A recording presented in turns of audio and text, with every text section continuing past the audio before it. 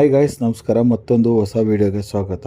Guys, 1973ರಲ್ಲಿ ದಿವಂಗತ ರಸಿಕ್ ಭಾಯ್ ರವೇಶಿಯಾ ಮತ್ತು ಮನ್ಸುಖ್ ಲಾಲ್ ರಜನಿ ಈ ಇಬ್ಬರು ಬಿಸಿನೆಸ್ ಪಾರ್ಟ್ನರ್ಸ್ ಸೇರಿ ಕಟ್ಟಿದ ಸಣ್ಣದೊಂದು ಸಂಸ್ಥೆಯು ಇಂದು ಭಾರತದ ಸ್ಟೇಷನರಿ ಸಾಮ್ರಾಜ್ಯವನ್ನು ಆಳುತ್ತಿದ್ದ ಕಂಪನಿಯೊಂದರ ಎಡೆಮುರಿಯನ್ನು ಕಟ್ಟಿ ತನ್ನ ಸಾಮ್ರಾಜ್ಯವನ್ನು ವಿಸ್ತರಿಸಿ ನಂಬರ್ 1 ಸ್ಥಾನದ ಹತ್ತಿರ ಹೋಗ್ತಾ ಇದೆ. ಯಾವುದಾ ಕಂಪನಿ?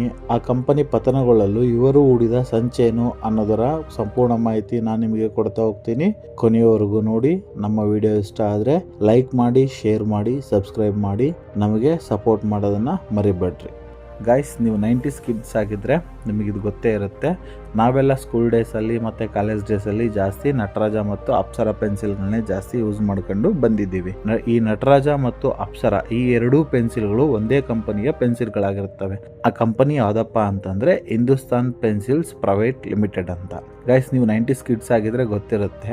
ಇವತ್ತಿಗೆ ಆ ದಿನಗಳನ್ನ ಕಂಪೇರ್ ಮಾಡ್ಕೊಂಡ್ರೆ ನಟರಾಜ ಪೆನ್ಸಿಲ್ ಅಂತಂದ್ರೆ ಆಂಡ್ರಾಯ್ಡ್ ಫೋನ್ ಇದ್ದಂಗ, ಅಪ್ಸರ ಪೆನ್ಸಿಲ್ ಅಂತಂದ್ರೆ ಐಫೋನ್ ಇದ್ದಂಗ. ಯಾಕಪ್ಪ ಅಂದ್ರೆ ನಟರಾಜ ಪೆನ್ಸಿಲ್ ಸ್ವಲ್ಪ ಕಡಿಮೆ ರೇಟ್ ಆಗಿರ್ತಿತ್ತು, ಅಪ್ಸರ ಪೆನ್ಸಿಲ್ ಸ್ವಲ್ಪ ಜಾಸ್ತಿ ರೇಟ್ ಆಗಿರ್ತಿತ್ತು.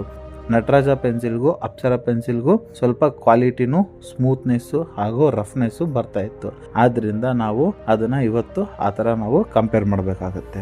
ಗಾಯ್ಸ್, ಈ ಹಿಂದೂಸ್ತಾನ್ ಪೆನ್ಸಿಲ್ಸ್ ಪ್ರೈವೇಟ್ ಲಿಮಿಟೆಡ್ ಅವತ್ತು ತನ್ನ ಸಾಮ್ರಾಜ್ಯವನ್ನು ಸೂರ್ಯ ಮುಳುಗದ ಸಾಮ್ರಾಜ್ಯದ ಹಾಗೆ ಕಟ್ಟಿ ಬೆಳೆಸಿತ್ತು. ಆದ್ರೆ ಗಾಯ್ಸ್, ಇವತ್ತು ಆ ಕಂಪನಿಯ ಪೆನ್ಸಿಲ್ಗಳು ಮಾರ್ಕೆಟ್ನಲ್ಲಿ ಸದ್ದು ಮಾಡದೆ ಸೈಡ್ ಆಗ್ತಾ ಇದ್ದಾವೆ. ಇದಕ್ಕೆ ಕಾರಣ ಏನಪ್ಪಾ ಅಂತಂದ್ರೆ ಹೊಸದಾಗಿ ಬಂದಿರತಕ್ಕಂಥ ಡಾಮ್ಸ್ ಅನ್ನುವಂಥ ಒಂದು ಕಂಪನಿ. ದಿವಂಗತ ರಸಿಕ್ ಭಾಯ್ ಮತ್ತು ದಿವಂಗತ ಮನ್ಸುಖ್ ಲಾಲ್ ಅವರಿಬ್ರು 1973ರಲ್ಲಿ ಸ್ಥಾಪಿಸಿದ ಈ ಒಂದು ಕಂಪನಿಯು 2005ರಲ್ಲಿ ತಾನು ಮರುಜನ್ಮ ತಾಳುತ್ತದೆ. ಅದರ ಹೆಸರೇ ಡಾಮ್ಸ್. ಈ ಕಂಪನಿಯು ತನ್ನ ಆರಂಭದ ದಿನಗಳಲ್ಲಿ ಮಂದಗತಿಯಿಂದ ತನ್ನ ಬಿಸ್ನೆಸ್ ಅನ್ನ ಸಾಗಿಸ್ತಾ ಇರುತ್ತೆ. ತನ್ನ ವ್ಯಾಪಾರವನ್ನು ದಿನೇ ದಿನೇ ವಿಸ್ತರಿಸಲು ಹಲವಾರು ಬಿಸ್ನೆಸ್ ಟ್ರಿಕ್ಸ್ಗಳನ್ನು ಇಲ್ಲಿ ಉಪಯೋಗ ಇವರು ಮಾಡ್ತಾರೆ. ಆದ್ದರಿಂದ ಇಂದು ಈ ಕಂಪನಿಯು ಭಾರತದ ಸ್ಟೇಷನರಿ ಮತ್ತು ಪೆನ್ಸಿಲ್ ಕಂಪನಿಗಳಿಗೆ ದೊಡ್ಡ ಸವಾಲಾಗಿ ನಿಂತಿದೆ. ಆದರೆ ಈ ಕಂಪನಿ ಮಾಡಿದ ಬಿಸ್ನೆಸ್ ಟ್ರಿಕ್ಸ್ ಏನು? ಇಂದು ಭಾರತದ ನಂಬರ್ 1 ಪೆನ್ಸಿಲ್ ಕಂಪನಿಗಳಲ್ಲಿ ಇದು ನಂಬರ್ 1 ಸ್ಥಾನಕ್ಕೆ ಬರುತ್ತೆ ಅಂತಂದ್ರೆ ಅದಕ್ಕೆ ಕಾರಣವಾದ್ರು ಏನು ಅಂತ ಆಲೋಚನೆ ಮಾಡ್ತಾ ಇದ್ದೀರಾ? ಇಲ್ಲಿದೆ ನೋಡಿ ಅದರ ಸಂಪೂರ್ಣ ಮಾಹಿತಿ. ನಟರಾಜ ಮತ್ತು ಅಪ್ಸರ ಕಂಪನಿಯ ಪೆನ್ಸಿಲ್ಗಳು ಪ್ಯೂರ್ ಗ್ರಾಫೈಟ್ ನಿಂದ ತಯಾರಿಸಲಾದ ಪೆನ್ಸಿಲ್ಗಳಾಗಿರುತ್ತವೆ.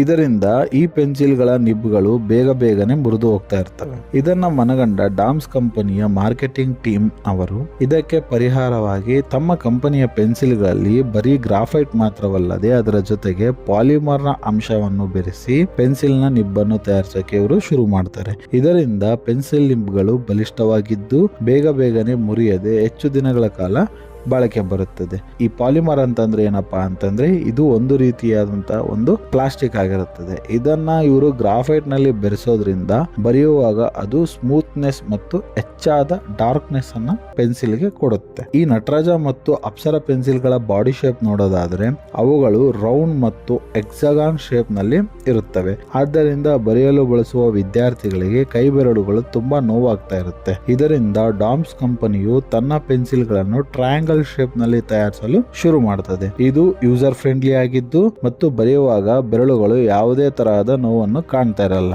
ಈ ನಟರಾಜ ಮತ್ತು ಅಪ್ಸರ ಕಂಪನಿಯ ಪೆನ್ಸಿಲ್ಗಳು ತಮ್ಮ ಕಂಪನಿಯು ಶುರುವಾದ ಆ ದಿನದಿಂದ ಇಂದಿನವರೆಗೂ ಒಂದೇ ರೀತಿಯ ಬಣ್ಣದ ಪೆನ್ಸಿಲ್ಗಳನ್ನು ತಯಾರಿ ಮಾಡ್ತಾ ಇರ್ತಾರೆ. ಇದರಿಂದ ಬಳಸುವವರಿಗೆ ಬೋರ್ ಆಗ್ತಾ ಇರುತ್ತದೆ. ಇದನ್ನ ಅರಿತ ಡಾಮ್ಸ್ ಕಂಪನಿಯು ತನ್ನ ಕಂಪನಿಯಲ್ಲಿ ತಯಾರಿಸುತ್ತಿದ್ದ ಪೆನ್ಸಿಲ್ಗಳಿಗೆ ಬಗೆಯ ಬಣ್ಣದ ಪೆನ್ಸಿಲ್ಗಳನ್ನು ತಯಾರಿಸೋಕೆ ಇವರು ಶುರು ಮಾಡ್ತಾರೆ. ವಿಧವಾದ ಡಿಸೈನ್ಗಳನ್ನು ಸಹ ಅದರ ಮೇಲೆ ಚಿತ್ರಿಸಿದ್ರಿಂದ ಶಾಲಾ ವಿದ್ಯಾರ್ಥಿಗಳಿಗೆ ಹೆಚ್ಚೆಚ್ಚು ಆಕರ್ಷಕವಾಗುತ್ತದೆ. ಇದರಿಂದ ಈ ಕಂಪನಿಯ ಪೆನ್ಸಿಲ್ಗಳು ಹೆಚ್ಚೆಚ್ಚು ಮಾರಾಟವಾಗಲು ಶುರು ಮಾಡ್ತವೆ. ಈ ಪೆನ್ಸಿಲ್ಗಳು ನೋಡೋಕೆ ಪಾಶ್ ಆಗಿದ್ರು ತುಂಬಾ ಚೀಪ್ ಅಂಡ್ ಬೆಸ್ಟ್ ಆಗಿರುತ್ತವೆ. ಇದಲ್ಲದೆ ತಮ್ಮದೇ ಆದ pen, eraser, sharpener, geometry box ಮತ್ತು ಸ್ಕೇಲ್ಗಳನ್ನು ತಯಾರಿಸಿ ತಮ್ಮದೇ ಆದ ವಿಶೇಷ ಡಿಸೈನ್ಗಳಿಂದ ಜನರನ್ನು ಆಕರ್ಷಿಸುತ್ತಾರೆ. ಇದರಿಂದ ಯಾವುದೇ ರೀತಿಯ ಬದಲಾವಣೆ ತರಹದ ಪೆನ್ಸಿಲ್ ಆದ ನಟರಾಜ ಮತ್ತು ಅಪ್ಸರ ಮಾರುಕಟ್ಟೆಯಲ್ಲಿ ಹಿಡಿತವನ್ನು ಕಳೆದುಕೊಳ್ಳುತ್ತಾ ಹೋಗುತ್ತದೆ. ಡಾಮ್ಸ್ ಕಂಪನಿಯು ತನ್ನ ಉತ್ಪಾದನೆಯ ಮಾರಾಟವನ್ನು ದಿನೇ ಹೆಚ್ಚಿಸಿಕೊಳ್ಳುತ್ತಾ ಹೋಗುತ್ತದೆ. ಕ್ಯಾಮ್ಲಿನ್, ಅಪ್ಸರಾ, ನಟರಾಜ ಈ ತರಹದ ಹಲವಾರು ಕಂಪನಿಗಳು ಮೊದಲಿನಿಂದ ಭಾರತದಲ್ಲಿದ್ದರೂ ಈಗೀಗ ಬಂದ ಈ ಡಾಮ್ಸ್ ಕಂಪನಿಯು ತನ್ನ ಪ್ರಭಾವವನ್ನು ಅತಿ ಹೆಚ್ಚಾಗಿ ಭದ್ರಪಡಿಸಿಕೊಂಡು ಹೋಗ್ತಾ ಇದೆ.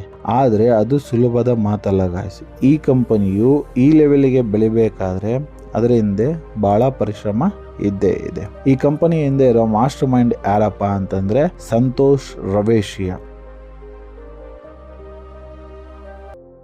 ನೋಡಿದ್ರಲ್ಲ ಗಾಯ್ಸ್, ಸ್ವಲ್ಪ ಯಶಸ್ಸು ಸಿಕ್ತಂದ ತಕ್ಷಣ ಮೈ ಮರೆತರೆ ನಮ್ಮ ಪ್ರತಿಸ್ಪರ್ಧಿಗಳು ಯಾವ ರೀತಿಯಲ್ಲಿ ನಮ್ಮನ್ನ ಪತನಗೊಳಿಸಲು ಸಂಚಾಗ್ತಾರೆ ಅಂತ. ಆದ್ದರಿಂದ ಯಶಸ್ಸು ಅಥವಾ ಗುರಿ ಕೊನೆ ಅಲ್ಲ ಗಾಯ್ಸ್, ಅದೊಂದು ಪಯಣ. ಆ ಪಯಣದಲ್ಲಿ ನಾವು ಪ್ರತಿ ದಿನ ಪ್ರತಿ ಕ್ಷಣ ಓಡ್ತಾನೆ ಇರಬೇಕು. ಇಲ್ಲಾಂದ್ರೆ ನಮ್ಮನ್ನ ಹಿಂದೆ ಹಾಕಿ ಇನ್ನೊಬ್ಬ ವ್ಯಕ್ತಿ ಮುಂದೆ ಹೋಗ್ತಾನೆ. ನಾವು ಸ್ವಲ್ಪ ಮೈ ಮರೆತರೂ ನಮ್ಮ ಸೋಲು ಕಟ್ಟಿಟ್ಟ ಬುತ್ತಿಯಾಗಿರ್ತದೆ.